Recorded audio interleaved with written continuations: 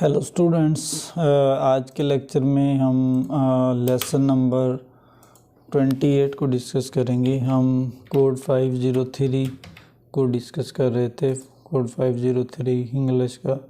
उसमें आज जो वेरी इंपॉर्टेंट टॉपिक डिस्कस करने जा रहे हैं, teaching of creative writing.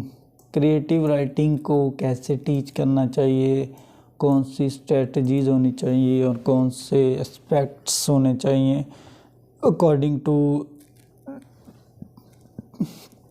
Creative teaching point of view से। सबसे पहले तो हमें इंट्रोड्यूसिंग क्रिएटिव राइटिंग के बारे में पता होना चाहिए। क्रिएटिव राइटिंग होती क्या है? Creative writing is a journey of self-discovery which promotes effective learning. It suggests imaginative tasks such as writing, poetry, stories, and plays.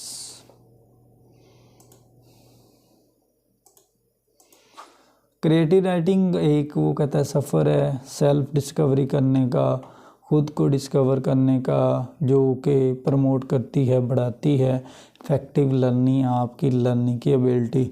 It suggest imaginative task, ये इमेजिनेटिव टास्क सजेस्ट करती है, जैसे writing poetry, आप poetry लिखें, stories लिखें और plays लिखें।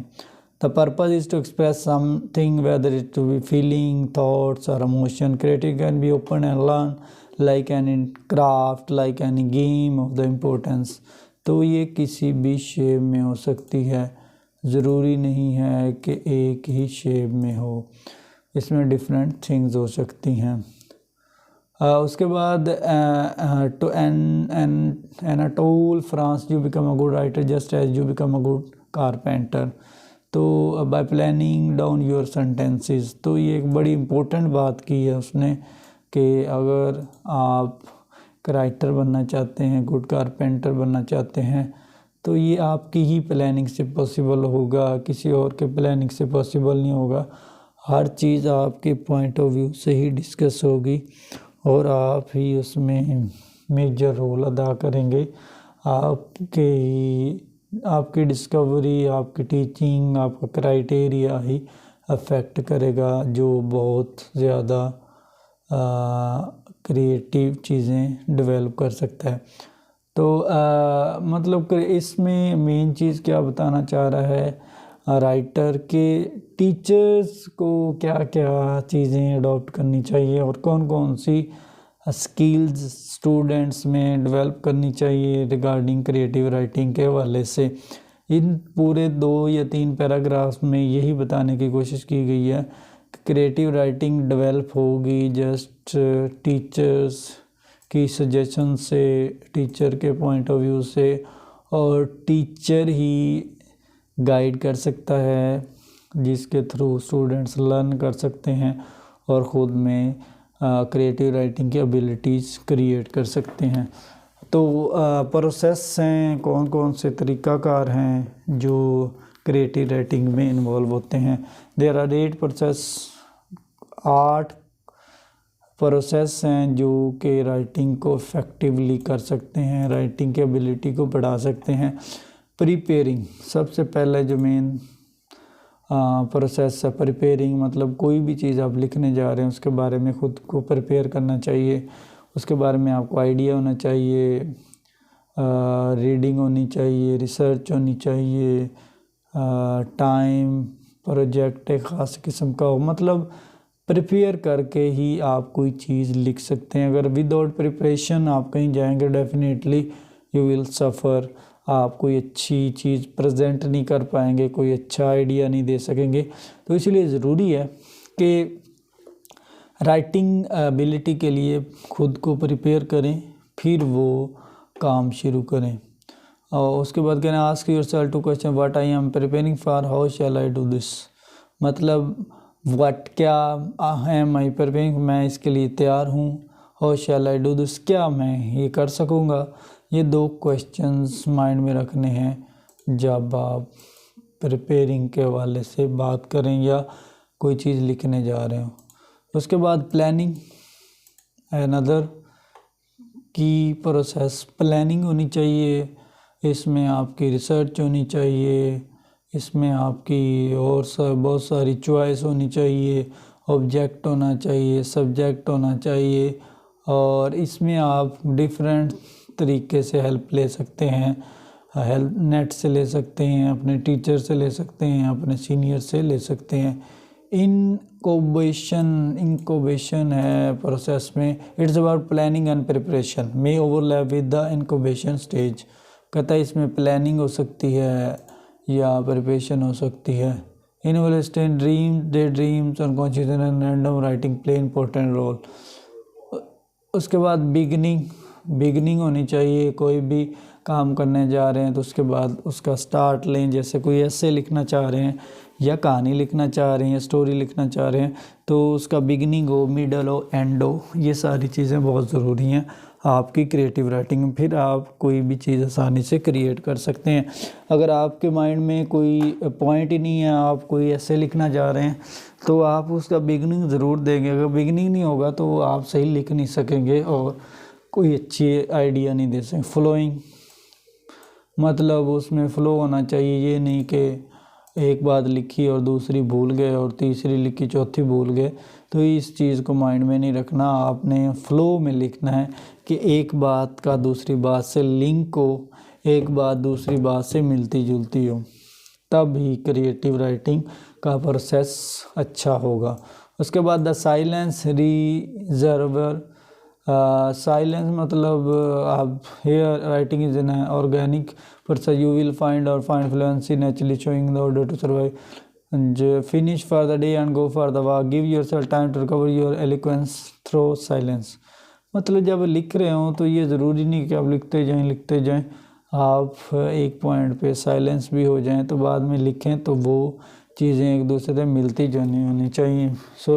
मतलब ये नहीं कि आपने एक चीज़ लिखी और थोड़ी देर बाद वो लिखनी शुरू की तो वो भूल गई, ऐसा नहीं होना चाहिए। उसके बाद breakthroughs and finish lines, मतलब ब्रेक थ्रोज होने चाहिए और फिनिशिंग लाइंस भी होनी चाहिए ताकि आपको पता हो कि आपने कौन सी चीज़ कहाँ से शुरू की थी और कहाँ पे ख़त्म होगी।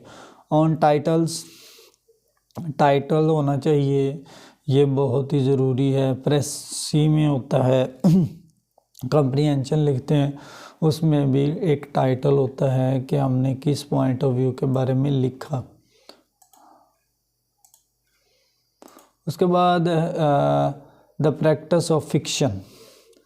Merriam Webster define fiction literature in the form of prose, especially novels that describe imaginary events and people. The key elements of writing fiction are characters, plot, setting, issues, voice, narrative point of view. इसमें ये बहुत important चीज़ बता रहा है कि जब आप एक नावल लिखने जा रहे हैं, एक फ़िक्शन लिखने जा रहे हैं तो उसमें की एलिमेंट्स क्या होने चाहिए। सबसे पहले तो उसमें करैक्टर हो कि आप कितने लोगों के बारे में बात करने जा रहे हैं, इसमें कौन कौन से करैक्टर्स की रोल अदा करेंगे, कौन सा मेन करैक्टर होगा, कौन सा प्रोटैगनिस्ट होगा, कौन सा एंटागोनिस्ट होगा, कौन सा हीरो होगा, कौन सा विलन होगा। तो ये सारी चीज़ें करैक्टर में आएंगी। उसके बाद प्लॉट है कि कौन कौन सा आपने चीज़ लिखनी है, प्लॉट एक क्या इसको शेप देनी है। उसके बाद सेटिंग किस जगह है, किस सेटिंग के बारे में, स्ट्रक्चर उसमें ग्रामर कौन सी यूज़ करनी है, स्ट्रक्चर इश्यूज़ कौन कौन से डिस्कस करने हैं, करैक्टर्स के नरेटिव वाइज, नरेटिव मतलब बयान करना, उसके पॉइंट ऑफ व्यू, एक्शंस होने चाहिए, डायलॉग्स, लैंग्वेज स्टाइल और जॉनरास। इसमें ये सारी चीज़ें बहुत इंपॉर्टेंट है, उनके बारे में आइडिया होना चाहिए। सबसे पहले करैक्टर लाजमी है किसी भी चीज़ को लिखने के लिए। करैक्टर नहीं होंगे तो स्टोरी डेवलप नहीं होगी, तो अच्छी राइटिंग नहीं होगी। उसके बाद प्लॉट है, plot action of the characters को हम प्लॉट्स कहते हैं। जब एक्शन करेंगे करैक्टर तो plot in story, plot series of events you have advise and these events may not be occur linearly. Scenes होने चाहिए, मतलब कितने सीन्स में ये स्टोरी लिखी है। फॉर एग्जांपल कुछ ड्रामाज लिखे हैं तो उनमें सीन्स होता है 1 सीन 2 3 4 5 सीन्स हैं, 10 सीन्स हैं, 8 सीन्स हैं, तो सीन्स होने चाहिए। जिस तरह एपिसोड्स होते हैं वैसे सीन्स कितने होते हैं वो होने चाहिए। फॉर्म एंड स्ट्रक्चर होना चाहिए, उसकी फॉर्म क्या है, स्ट्रक्चर क्या है, ये सारी इश्यूज़ कौन से हैं, किन पे बात हो रही है, क्या इशू है, पॉलिटिकल इशू है, लव स्टोरी है, या कोई ज़मीन का मसला है, या कोई और भी पॉइंट हो सकता है। नरेटिव पॉइंट ऑफ व्यू मतलब स्टोरी को नरेट करना, एक फॉर्म में लिखते जाना। नरेटिव वॉइस भी अहम रोल अदा करती है। एक्शंस एंड डायलॉग्स होने चाहिए। उसके बाद लैंग्वेज एंड स्टाइल। एंड पे जो बहुत इम्पोर्टेंट चीज़ फैक्टर करती है लैंग्वेज एंड स्टाइल। जो स्टाइल क्या है लैंग्वेज का, कौन सा स्टाइल है, लैंग्वेज सिंपल लैंग्वेज है, डिफ़िकल्ट लैंग्वेज है, कॉम्प्लेक्स लैंग्वेज है, या कौन सी लैंग्वेज राइटर ने यूज़ की, उसका स्टाइल क्या है। स्ट्रेट फॉरवर्ड लिखी है, ट्रेजेडी लिखी है, दुखी कहानी लिखी है, लव स्टोरी लिखी है, और उसका स्टाइल क्या है, सिंपल है, कॉम्प्लेक्स है, ये चीज़ें आती हैं इसमें। उसके बाद क्रिएटिव नॉन फिक्शन को कैसे लिखते हैं, उसका क्या स्टाइल होना चाहिए।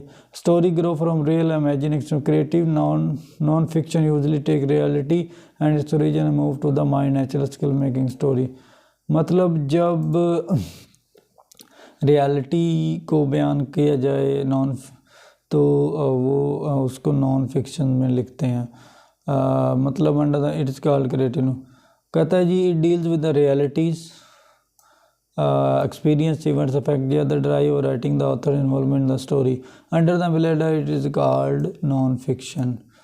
मतलब जिसमें ट्रूथफुली एक्सपीरियंस एक्शन ये सारी चीज़ें लिखी हैं उसको non fiction. We might find a long list of sub genre such as memory, personal essays, meditation, idea, nature, travel writing, journals, ये सारे क्या नॉन फिक्शंस में आते हैं। In creative non-fiction, reality must be transformed into legend by remain recognized ground.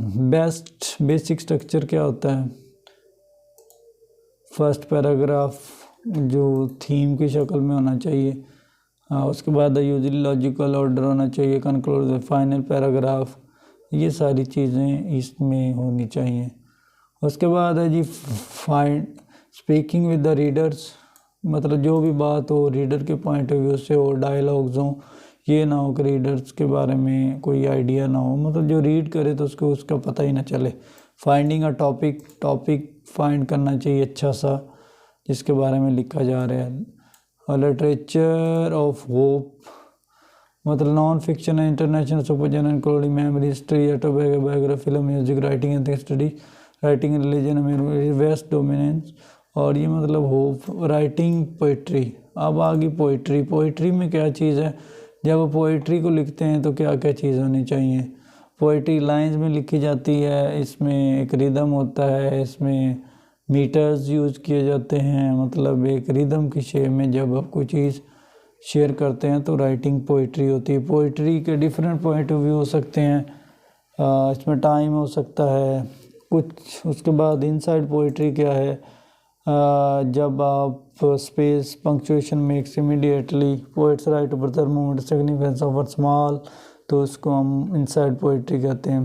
Observation and memory of the talismanic, तो poetry character story और form try to create small.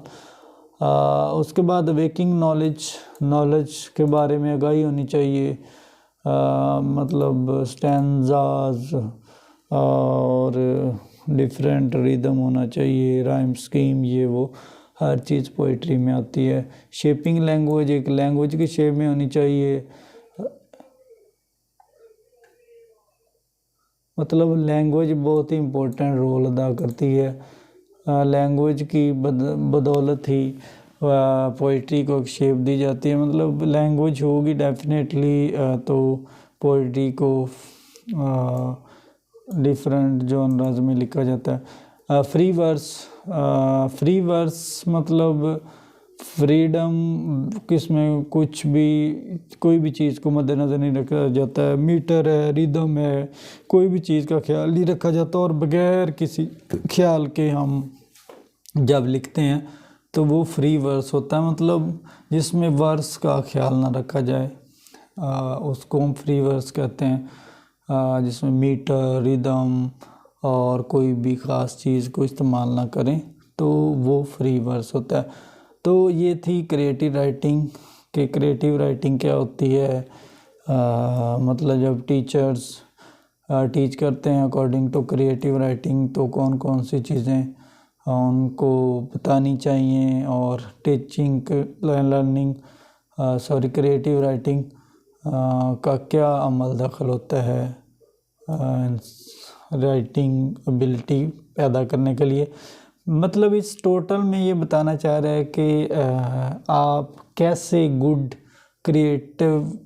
Creativity कर सकते हैं, मतलब खुद लिखने वाले कैसे अच्छे बन सकते हैं। मतलब आपकी क्या कौन सी स्ट्रेटजीज होनी चाहिए, कौन से प्रोसेस होने चाहिए और कौन से वेज होने चाहिए जो आपको एक सक्सेसफुल राइटर बना दे। मतलब सक्सेसफुल राइटर बनने के लिए ज़रूरी है कि आप में वो सारी चीज़ें शामिल हों, सारी चीज़ें पार्ट एंड पार्सल हों, तब आप एक गुड राइटर बन सकते हैं।